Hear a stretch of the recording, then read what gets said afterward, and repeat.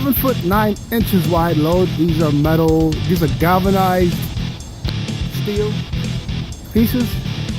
This is a short trip. It's about 80 miles. So yeah, just short distance. But yeah, that's how far it sticks off the trailer.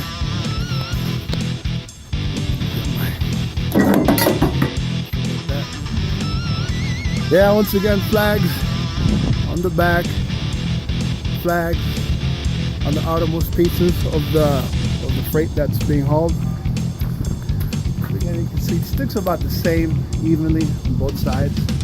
So yeah, it's a nice short little 81 mile trip that's making me some decent. And edge protectors down. You see the way I had to strap it was right over the edges, because that's the only place you can safely do it. All right, keep hustling.